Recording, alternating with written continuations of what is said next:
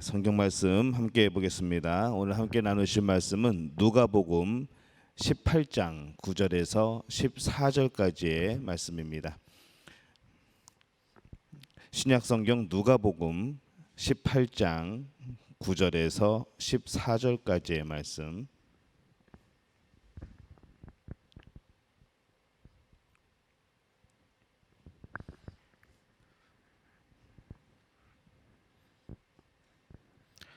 누가복음은 신약 성경에 있습니다. 신약 성경 누가복음 18장 9절에서 14절까지의 말씀 우리 한 목소리로 함께 봉독합니다. 또 자기를 의롭다고 믿고 다른 사람을 멸시하는 자들에게 이 비유로 말씀하시되 두 사람이 기도하러 성전에 올라가니 하나는 바리새인이요 하나는 세리라. 바리새인은 서서 따로 기도하여 이르되 하나님이여 나는 다른 사람들 곧 토색, 불의, 간음하는 자들과 같지 아니하고 이 세리와도 같지 아니함을 감사하나이다. 나는 일해에 2번씩 금식하고 또 소득의 11조를 드리나이다 하고 세리는 멀리 서서 감히 눈을 들어 하늘을 쳐다보지도 못하고 다만 가슴을 치며 이르되 하나님이여 불쌍히 여기소서 나는 죄인이로소이다 하였느니라. 내가 너희에게 이르노니 이에 저 바리새인이 아니고 이 사람이 의롭다 하심을 받고 그의 집으로 내려갔느니라. 무릇 자기를 높이는 자는 낮아지고 자기를 낮추는 자는 높아지리라 하시니라. 아멘. 할렐루야. 하나님의 은혜가 여러분과 함께할 줄로 믿습니다. 오늘은 하나님의 평가서라는 제목으로 말씀을 드리려고 합니다. 학교나 직장에 들어갈 때에 추천서를 요구하는 경우가 있습니다. 그러나 막상 이 추천서가 첨부가 되어도 그 추천서는 우리 현실에서는 큰 그렇게 효력을 발휘하지 못하죠. 한국의 경우 대부분 추천서를 써달라고 그러면은 뭐 안 그러신 분도 있지만은 그 사람에 대한 정확한 평가를 쓰는 것이 아니라 될 수 있으면 좋게 써줍니다. 가장 좋은 단어를 사용해서 가장 좋은 그런 인상을 남길 수 있도록 그렇게 써주는 거죠. 그래서 정작 외국에서는 이 한국 사람들이 쓴 추천서를 이렇게 많이 신뢰하지 않는 경우가 있습니다.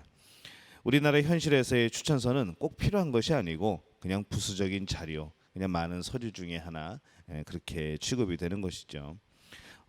정말로 이 추천서, 이 신용장을 정말로 중요시 여기는 나라들 같은 경우에는 모든 서류 가운데에 가장 중요하게 취급되는 것이 바로 이 추천서입니다. 이 추천서를 받아든 사람은 그것을 보고 그 사람을 내가 채용할 것인가, 이 사람을 내가 받아줄 것인가 아닌가 이것을 결정하게 되죠. 혹시 우리나라에서 써준 추천서의 내용이 좋지 않은 경우에는 좀 상황이 심각해집니다. 나중에 어떻게 썼다는 것이 알려지게 되면은 정말 솔직하게 써서 어떻게 썼다는 것이 본인에게 알려지게 되면은 이제 그 사람으로부터 미움을 받기 시작하는 겁니다. 그래서 추천자가 추천서를 쓸 경우에는 그 어려움을 정말로 진정으로 쓰려면은 그 어려움을 각오해야 되는 것이죠. 근데 그런 생각을 한번 해봅니다. 만약에 하나님이 여러분을 보시고 추천서를 써주신다면은 과연 뭐라고 써주실 것인가라는 그런 생각을 해보는 거죠. 이 하나님은 있는 그대로 정확하게 쓰실 겁니다. 그렇게 쓰시는 이유는 그것이 분명한 사실이기 때문에도 그렇지만은 이 사람들은 그 추천서를 받은 다음에는 아마 똑같은 반응일 겁니다. 아마 하나님을 미워하게 될 겁니다. 왜냐하면 너무나도 정확하게 쓰시기 때문인 거죠. 그냥 이런 거는 좀 둥글둥글하게 써주셨으면 좋겠는데 이런 거는 그냥 좀 빼셔도 될 것 같은데 그런 것까지 낱낱이 일일이 아마 그렇게 쓰실 겁니다. 그러다 보니까는 아마 이 하나님의 추천서를 받아든 인간들은 아마 대부분 하나님을 미워하게 되지 않을까 그런 생각을 해보는 거죠. 이 하나님이 보실 때에 모든 사람들은 죄인입니다. 죄인이라서 죄인이라고 쓰는데 이 사람들은 그것이 싫어서 하나님을 미워합니다. 하나님을 무조건 비판하죠. 내가 죄를 지어서 죄인이지만은 그래도 그렇지 어떻게 그렇게 쓸 수 있느냐라는 겁니다. 하기는 내가 죄인이라 누가 말하는데 기분 좋을 사람은 하나도 없습니다. 야, 너 죄인이지 그러는데 뭐 맞긴 맞는데 이상하게 기분은 묘하게 나쁜 것이죠. 이 성경은 모든 사람이 죄를 범하였을 때 하나님의 영광에 이르지 못하더니라고 말씀을 합니다. 왜 인간은 죄인일 수밖에 없을까? 오늘 우리가 그 이유를 한번 살펴보려고 합니다. 이 하나님이 원하는 기준에 이르는 사람이 없기 때문에 우리는 죄인입니다.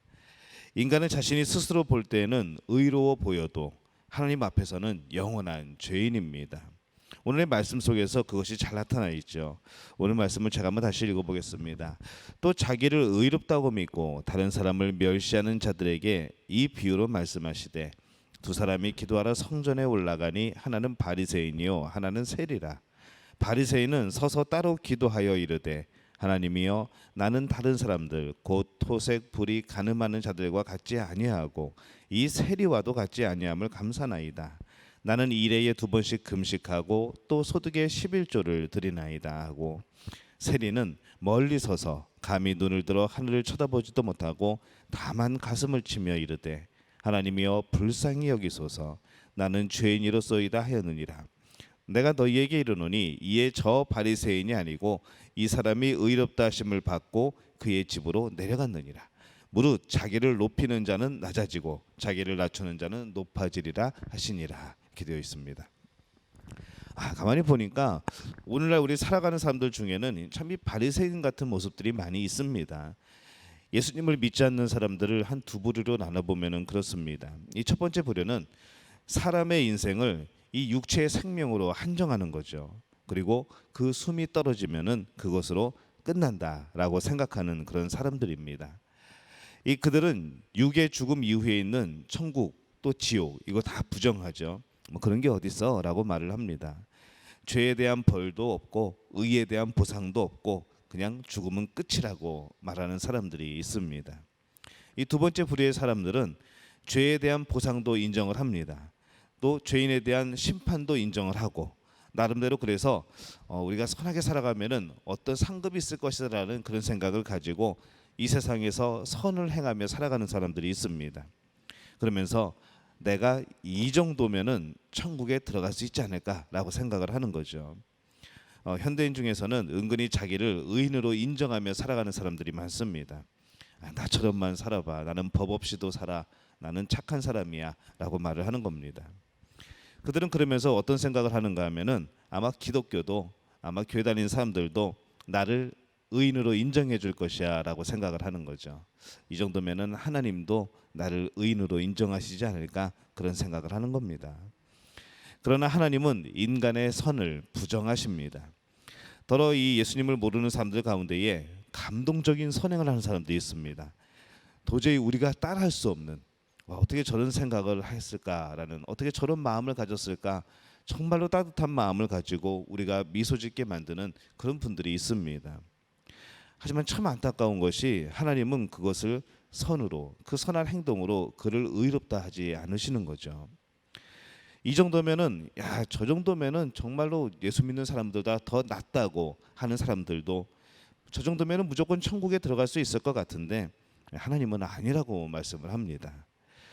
하나님은 믿는 사람들의 불의를 행하는 것도 아십니다. 또 예수님을 모르는 사람들의 그런 선행도 알고 계신 거죠. 하나님은 완전하신 분입니다. 그 하나님에게는 인간의 그 어떤 착한 행위도 또 하나님이 원하시는 기준에 미달할 수밖에 없습니다. 저와 여러분이 이 땅에 딱 발을 붙이고 살아갑니다. 그래서 수십 층 빌딩을 보면은 높다고 말을 하죠. 그 빌딩에 올라서 밑을 내려다 보면은 사람들이 정말로 작게 보입니다. 산에 올라가서 보면은 아까 올라갔던 그 빌딩이 굉장히 또 작게 보이죠. 이 산은 높다고 말을 합니다. 그러나 저 하늘이 비행기 타고 가다 보면은 뭐 산들도 별거 아닙니다. 구름 위에서 내려다 보면은 도시도 별것이 아닌 것이죠. 더 올라가 볼까요? 만약 우주선을 타고 올라갔다고 생각해 보면은 어떨까요? 그냥 뭐 아무것도 아닙니다. 그 건물이 어디 있는지 보이지도 않고 그 산이 어디 있는지 분간도 안 되고 그냥 우주에서 보면은 그냥 동그란 지구만 보이는 것이죠. 우리가 볼 때는 참 대단해 보여도 우리가 볼 때는 그것이 참 높아 보여도 하나님이 볼 때는 아무것도 아닌 겁니다. 이 땅에서 그 어떠한 대단한 선행도 하나님이 보시기에는 아무것도 아니라는 겁니다. 이 하나님은 우리의 동기, 또 우리의 행동을 하나로 보시는 분입니다. 시작과 끝이 같은 것이죠. 이것이 하나님의 기준입니다. 하나님의 이런 요구를 만족시킬 수 있는 사람이 과연 이 세상에 있을까라는 그런 생각을 해보게 됩니다. 만족시킬 수가 없겠죠. 그래서 우리는 은혜라고 날마다 말을 합니다. 내가 받을 자격이 안 되는데 하나님이 주시는 거죠. 그것을 은혜라고 그럽니다. 우리가 비슷한 단어 있죠. 긍휼. 긍휼은 뭔가 하면은 내가 그 값을 치러야 되는데 하나님이 괜찮다고 하시는 겁니다. 분명히 내가 받아야 될 벌인데 하나님이 괜찮다고 하시는 거죠. 그게 긍휼입니다. 은혜는 내가 받을 자격이 없는데 자꾸 하나님이 주시는 거, 그것을 은혜라고 하는 겁니다. 이 하나님의 기준을 우리가 만족시킬 수가 없기 때문에 우리는 매일매일 살아 숨쉬는 이 순간순간이 우리는 은혜라고 고백할 수밖에 없는 겁니다. 인간이 스스로 내 마음은 깨끗하다라고 한다면은 하나님이 보실 때 아마 얼마나 재미있게 웃으실까라는 생각을 해봅니다. 하나님의 기준에 맞는 인간은, 하나님 보시기에 맞는 의로움은 우리 인간에게는 없습니다. 하나님을 부인하는, 또한 신앙을 거부하는 세계에서는 선이 아닌 것이죠. 한때에 이 프랑스의 사람들 가운데서 많은 사람이 의기투합해서 국왕을 무시하고 바다로 나가서 해적이 된 경우들이 있습니다. 이 지중해 연안을 떠다니면서 여객선을 습격을 하거나 상선을 습격해서 물건을 빼앗는 거죠. 근데 이 해적들은 그들 입장에서는 나쁜 일만 한 것이 아닙니다. 물건을 뺏어오는 거 이거야 사람을 죽이는 거 나쁜 일이죠. 근데 그들은 동료들끼리 얼마나 돈독했는지 모릅니다. 동료를 위하여서 목숨을 걸고 때로는 그들을 치유해주고 물건을 빼앗으면은 한 사람도 욕심 부리지 않고 서로 나누어서 갖고 공평하게 공정하게 분배해서 나누어 가지고 동료가 부상을 당하면은 밤잠을 자지 않고 옆에서 간호해 주는 거죠. 그들이 나중에 모두 체포가 되었을 때 이들이 재판정에서 만약에 이렇게 말한다고 생각을 해보시기 바랍니다. 우리도 선을 행했습니다. 우리들끼리 서로 돌보아 주었고 서로 부추겨 주었고 서로 목숨을 걸고 대신 싸워줬습니다. 우리가 얻은 물건들을 저보다 공평하게 나눴습니다. 자기들끼리는 분명히 선이라고 말을 하지만은 이것이 객관적인 입장에서 과연 선이 될 수 있는가라는 것이죠. 법을 무시한 선은 선이 아닌 겁니다. 이와 마찬가지로 예수님을 믿지 않는 세계의 선은, 의로움은 선이 될 수 없고 의로움이 될 수가 없는 것이죠. 하나님을 거부하고 마음을 굳게 닫아버린 그들의 선은 하나님은 선으로 인정하지 않으시는 겁니다. 하나님이 계셔야 될 그 자리를 인간이 앉아서 주인처럼 행세하면서 베풀었던 그 선, 과연 하나님이 그것을 인정하실까라고 생각해 보면은 금방 답이 나오는 것이죠. 하나님은 그것을 인정하지 않습니다. 만약에 어떤 가출한 아이가 친구를 도와주었다고 해도 그들끼리 정말로 돈독하게 정말로 우정 깊게 그렇게 지냈다고 하더라도 그 자체가 이미 선행이 아닌 것이죠. 그가 선행하는 것에 앞서서 더 근본적인 문제를 해결하지 못했기 때문에 그렇습니다. 오늘 말씀에 보니까 이 바리새인들은 하나님을 믿는 사람들입니다. 그들은 11조를 드렸고 일주일에 2번씩 금식을 합니다. 그래서 그들은 하나님을 향하여서 자칭 이 정도면은 의롭다라고 생각을 했던 것이죠. 그러나 그들의 선은 하나님이 인정치 않는 그런 선입니다. 하나님을 믿는 세계에서도 스스로 의롭다고 하는 것에 대해서 하나님이 인정하지 않겠다고 했을 때 하나님을 믿지 않는 이 세상에서 사람들 나름대로 선을 행한 것이 과연 하나님께서는 또 어떻게 보시겠습니까? 세상 사람들이 하나님을 모르니까 나름대로 판단하게 되는 것이죠. 예레미야서 13장 23절에 보면은 이렇게 말씀을 합니다. 굿스인이 그의 피부를 표범이 그의 반점을 변하게 할 수 있느냐? 할 수 있을진데 악에 익숙한 너희도 선을 행할 수 있으리라 라고 말씀을 합니다. 이 죄인된 인간이 아무리 애를 써도 하나님을 떠나서는 그가 원하는 완전한 선을 행할 수 없다는 그런 말씀입니다. 로마서 3장 11절과 12절에도 이렇게 말씀을 하죠. 깨닫는 자도 없고 하나님을 찾는 자도 없고 다 치우쳐 함께 무익하게 되고 선을 행하는 자는 없나니 하나도 없도다 라고 말씀을 합니다. 자기의 행위 또 이 선행으로 구원받을 육체는 하나도 없습니다. 그래서 에베소서 2장 8절에서 9절은 이렇게 말을 합니다. 너희는 그 은혜에 의하여 믿음으로 말미암아 구원을 받았으니 이것은 너희에게서 난 것이 아니요 하나님의 선물이라. 행위에서 난 것이 아니니 이는 누구든지 자랑하지 못하게 함이라 라고 말씀을 합니다. 은혜에 의하여 믿음으로 말미암아 구원을 받았으니 우리가 구원을 이룬 것이 아니고 은혜로 인하여 구원을 받은 겁니다. 믿음으로 말미암아 구원을 얻은 겁니다. 주신 분은 예수 그리스도이신 거죠. 하나님이신 겁니다. 하나님이 구원을 베푸신 겁니다. 우리는 은혜를 받은 겁니다. 자격은 없지만은 하나님이 주신 겁니다. 우리가 예수 그리스도를 믿는 그 믿음으로 말미암아 우리는 그 구원을 선물로 받은 겁니다. 전에 말씀을 드릴 때에 이 믿음도 하나님의 선물이라고 그랬습니다. 이게 참 은혜라고 말할 수밖에 없는 그런 우리의 신앙의 고백입니다. 하나님의 선물, 우리의 행위에서 난 것이 아니고 하나님의 선물. 그래서 이것에 대해서 우리는 자랑하지 못하는 거죠. 자랑 못하면 어떻게 될까요? 그냥 감사할 수밖에 없는 겁니다. 그 은혜에 감사하는 것이죠. 우리는 행위가 아닌 믿음으로 구원을 받습니다. 만약에 행위로 구원을 받는다면은 천국은 천국일 수가 없습니다. 별 사람들이 다 와 있겠죠. 보통 착하다는 사람을 보면은 그 마음 가운데에 교만한 사람들이 참 많습니다. 스스로 괜찮다는 사람들로 천국이 가득 찬다면 그것은 아마 교만한 사람 천지일 겁니다. 그것은 결코 천국일 수가 없는 것이죠. 천국엔 어떤 사람들이 있을까요? 여러 가지 상상을 해봅니다.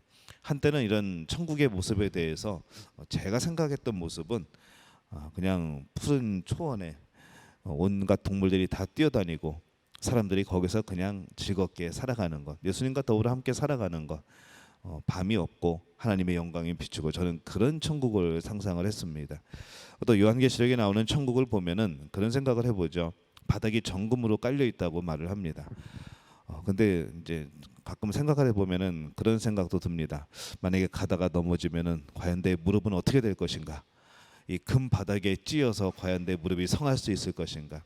그렇게 생각을 하게 된 이유는 제가 어렸을 때 잘 넘어졌거든요. 항상 무릎이 성할 날이 없었습니다. 왜 자꾸 넘어지는가 하면은 제가 호기심이 많아서 자꾸 옆에를 보고 갑니다. 뭐 이것도 보고 저것도 보고 그러다 보니까 이 발밑을 잘 못 봐서 제가 넘어지는 경우가 굉장히 많았습니다. 그런데 천국이 그렇다 그러니까 어릴 때 그런 고민을 한 것 같습니다. 바닥이 금이면은 그 되게 아플 텐데, 흙바닥도 아픈데 쇠면은 얼마나 아플까? 이제 그런 생각을 했던 것이죠. 이 우리가 생각하는 천국, 그것이 왜 천국일까요? 하나님이 계시기 때문에 천국입니다. 예수 그리스도가 거기 계시기 때문에 천국인 것이죠. 아무리 우리가 뭐 환경이 좋지 않고 조금 뭐 그런 데 있을지라도 내가 정말로 사랑하는 사람과 함께 있으면은 그 어디든지 행복한 겁니다. 그것이 즐거운 것이죠. 그 만남의 장소가 아주 기쁜 곳이 됩니다. 하지만은 아무리 좋은 곳이라도 내가 싫어하는 사람하고 같이 있으면은 어떻습니까? 참 그 5분 10분 견디기가 그렇게 쉽지가 않습니다. 빨리 집에 가고 싶은 것이죠. 하지만은 아무리 허술해도 내가 사랑하는 사람하고는 오래 있고 싶은 겁니다. 마찬가지입니다. 천국은 우리가 사랑하는, 우리를 사랑하시는 예수님, 하나님과 함께 있는 곳이기 때문에 천국인 겁니다. 그분 때문에 천국인 것이죠. 바닥 금 아니어도 좋습니다. 뭐 보석 기둥 그런 거 없어도 됩니다. 그런 거 아무것도 없어도 예수님과 함께 있는다는 그 이유 하나만으로, 나를 위해서 목숨을 버리신, 십자가에 달리신 그분이 있다는 그 이유 하나만으로 행복한 것이 바로 천국인 것이죠. 그리고 이 천국은 하나님의 통치권이 임하는 곳입니다. 사람이 이렇게 통치를 하다 보면은 얼마나 허술한 게 많습니까? 아무리 막 열심히 머리를 짜내고 아이디어를 내도 결국에는 어딘가 빵꾸가 납니다. 결국에는 제대로 이루어지는 것이 없는 거죠. 하다 보면은 실수투성입니다. 근데 하나님의 통치가 이루어지는 천국은 그렇지 않은 것이죠. 모든 사람들이 하나님의 마음을 알게 되고 그 마음, 하나님의 마음을 알아서 움직이게 되고 날마다 하나님을 찬양하게 되고, 그런 천국, 바로 그것이 진정한 천국인 겁니다. 그래서 그 천국에 만약에 하나님을 인정하지 않는 사람이 있다고 한다면은 그것은 천국이 아닌 겁니다. 그 사람이 올 수도 없겠지만은 그것은 이미 천국이 아니게 되는 것이죠. 자기가 죄인임을 아는 사람은 그 자신을 믿지 않습니다. 죄인의 마음을 어떻게 믿습니까? 내가 내 스스로, 우리가 우리 스스로 생각하게 될 때도 우리의 마음이 하루에 몇 번이나 바뀝니까? 하루에 12번도 바뀐다고, 더 바뀐다고 말을 하는데 뭐 12번만 바뀌겠습니까? 수십 번, 수백 번 바뀌겠죠. 어떤 결정을 하나 놓고서도 이것을 할까 말까 고민하는 그런 순간들이 너무나도 많습니다. 그런 자신을 기준으로 삼는 것이 얼마나 불안정한 그런 일이겠습니까? 자기가 죄인임을 아는 사람은 그 자신을 믿지 않는 거죠. 자신이 다른 사람에게 신뢰를 주지 못하는 사람은 그 사람은 다른 사람을 믿지 않습니다. 그래서 하나님을 의지하며 하나님께서 주시는 것에 대해서 감사가 나올 수밖에 없는 겁니다. 하나님은 믿을 만한 분이시거든요. 왜 믿을 만합니까? 우리를 사랑하셔서 그 아들까지 십자가에 못 박으신 분이 뭘 못 해주시겠습니까? 벌써 하나님은 이미 증명을 하셨습니다. 그렇기 때문에 우리가 그 하나님을 신뢰하고 그 하나님을 사랑하고 의지하는 겁니다. 우리의 구원은 행위로 얻어지는 것이 아닙니다. 구원은 어떻게 얻을까요? 갈라디아서 2장 16절에서 18절입니다. 갈라디아서 2장 16절에서 18절. 사람이 의롭게 되는 것은 율법의 행위로 말미암음이 아니요 오직 예수 그리스도를 믿음으로 말미암는 줄 알므로 우리도 그리스도 예수를 믿나니 이는 우리가 율법의 행위로서가 아니고 그리스도를 믿음으로써 의롭다함을 얻으려 함이라. 율법의 행위로서는 의롭다함을 얻을 육체가 없느니라. 만일 우리가 그리스도 안에서 의롭게 되려 하다가 죄인으로 드러나면 그리스도께서 죄를 짓게 하는 자냐? 결코 그럴 수 없느니라. 만일 내가 헐었던 것을 다시 세우면 내가 나를 범법한 자로 만드는 것이라. 이렇게 말씀을 합니다. 율법의 행위가 아니라 예수 그리스도 안에서 우리는 의롭다함을 얻는 것이고 구원을 얻게 되는 것이죠. 율법의 행위로는 구원을 얻을 수가 없습니다. 행위로는 안 됩니다.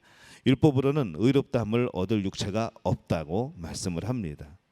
그래서 저는 참 감사합니다. 하나님이 선행을 가지고 천국에 올 자를 허락하신다면 제가 저를 봐도 이게 참 자신이 없습니다. 걸리는 것들이 많습니다. 그렇다고 제가 큰 범죄를 저지른 것은 아닙니다. 저 자신이 없죠. 만약에 정말로 얼굴 잘생긴 사람들만 천국에 들어온다면은 문 앞까지는 갈 수 있을 것 같은데 그 다음에는 자신이 없습니다. 제가 아무리 노력해서 선행을 한다고 할지라도 완전하신 하나님을 만족시킬 그런 자신이 없는 것이죠. 그 하나님의 기준을 우리가 어떻게 맞추겠습니까? 그래서 우리가 필요한 것은 믿음입니다. 예수 그리스도를 통한 믿음, 예수님을 향한 그 믿음. 이 땅의 그 어떤 것을 가지고도 천국에는 갈 수 없지만은 천국에 가는 길은 있습니다. 예수님을 믿는 믿음인 것이죠. 내가 어떠냐 이것이 문제가 아니라 내가 예수 그리스도를 믿는다는 그 이유 하나만으로 하나님은 우리를 천국으로 불러주시는 겁니다. 이 복을 우리만 누리는 것이 너무나도 아깝습니다. 그래서 우리가 전도하는 거죠. 교회에서 무슨 행사를 하니까 교회에서 뭐 작정 안 하고 전도 안 해오면은 목사님이 계속 이렇게 째려보는 것 같으니까 전도하는 것이 아니라 우리만 누리기에는 너무 안타까운 겁니다. 너무 아까운 거죠. 이거 공짜인데 예수님만 믿으면 되는데 이걸 왜 우리 나만 하는 것이 너무 아까운 겁니다. 그래서 전도하는 겁니다. 이 선물을 받으라고 하나님이 사람들을 초청하시는 겁니다. 그러나 지금도 많은 사람들이 이것을 거절을 하죠. 이거 참 좋은 건데 설명하는 방법을 없고 어떤 광고 카페에서도 그렇게 나오죠. 참 이거 어떻게 설명할 방법이 없다고 말을 하는데 우리도 마찬가지입니다. 경험해본 사람은 아는데 이것을 경험하기까지가 참 어려운 겁니다. 하나님은 우리에게 너희는 모두가 죄인이라는, 모두가 죽을 수밖에 없다는 평가서를 이미 주셨습니다. 이미 성경에 나오죠. 방법이 없습니다. 창세기에 그것이 나옵니다. 이미 너희는 멸망했다, 죽었다라고 평가서를 주십니다. 그럼에도 불구하고 그 평가를 바꿀 수 있는 방법이 있다고 또 알려주시는 거죠. 그게 뭘까요? 예수 그리스도를 믿는 믿음이 그 평가서를 바꿀 수 있는 유일한 방법입니다. 여러분은 하나님께 어떠한 평가를 받고 있습니까? 여기 계신 분들은, 오늘 온라인상으로 예배드리시는 분들은 예수님께서 아마 이렇게 추천서를 써주지 않을까 생각이 듭니다. 이 사람은 태어날 때부터 죄인이었습니다. 살아오면서 제가 다 기록하기에도 벅찰 만큼 많은 죄를 지었습니다. 그러나 저를 만난 이후에 그동안의 모든 죄를 눈물로 뉘우쳤습니다. 이 사람은 내가 책임집니다. 내가 십자가에 못 박힘으로 인하여서 그 죄를 용서했습니다. 내가 책임질 겁니다. 이 사람은 천국의 백성입니다. 이것을 십자가에서 내 생명과 바꾸는 것으로 증명합니다. 밑에 추천인 예수 그리스도, 그렇게 되는 것이죠. 이 자리에 있는 우리 성도님들, 또 온라인상으로 예배드리는 성도님들, 바로 예수님이 친히 하나님 앞에 추천해 주신 그런 믿음이라는 증서를 가지고 있는 분들입니다. 여러분, 그 증서 잘 보관하고 계십니까? 믿음을 잃어버리면 끝입니다. 이 천국 앞에서 믿음 잃어버리면 어떻게 들어가겠습니까? 이 추천서를 잘 간직하셔야 됩니다. 이제 천국의 백성이면서 또한 하나님의 자녀로 살아가는 여러분의 삶에 하나님께서 함께하는 것을 체험하는 그런 분들이 되시기를 바랍니다. 오늘 우리가 받은 평가, 우리가 창세기의 말씀에 비추어서는 모두 다 멸망입니다. 이미 죽은 사람들입니다. 그러나 예수님이 우리에게 다시 써주신 그 추천서에는 우리가 살 길이 있습니다. 우리를 보증하시는 내용이 있습니다. 생명과 맞바꾸신 그런 사인이 있는 것이죠. 여러분에게 오늘 그 은혜가 있는 줄로 믿습니다. 그리고 그 믿음 변치 않고 살아가면서, 저는 그래서 우리 교회 이름이 믿음교회인 것이 참 감사합니다. 그래서 믿음의 가족들이라고 불러도 참 은혜롭고, 또 믿음의 식구들, 믿음의 공동체 이렇게 불러도 참 아름다운 것이죠. 저는 이 믿음이 끝까지 지켜지시기를 바랍니다. 하나님 나라에 들어가는 그때까지 이 믿음을 가지고 승리하는 우리 믿음교회, 믿음의 가족들, 우리 믿음 공동체가 되시기를 예수님의 이름으로 축원합니다. 제가 기도하겠습니다. 하나님 아버지, 은혜와 사랑에 감사합니다. 오늘 우리 믿음의 공동체가, 우리 믿음의 가족들이 하나님 앞에 받은 평가서를 다시 한번 봅니다. 죄로 인해 이미 죽은 우리의 평가서, 그러나 예수 그리스도를 통하여서 우리가 받은 이 은혜를 생각하게 될 때에 얼마나 감사하고 얼마나 우리가 기쁘고 즐거운지 모릅니다. 이 즐거움을, 이 기쁨을 잊고 살아왔던 우리를 용서하여 주옵소서. 다시 한번 하나님이 주신 이 평가서를 펼쳐봅니다. 이 믿음 잃지 않도록 도와주옵소서. 천국에 이르는 그때까지 이 믿음으로 승리하며 나가는 저들 될 수 있도록 주님 역사하여 주옵소서. 모든 것을 주님께 탁하옵고 예수님의 이름으로 간절히 축복하며 기도하옵나이다. 아멘.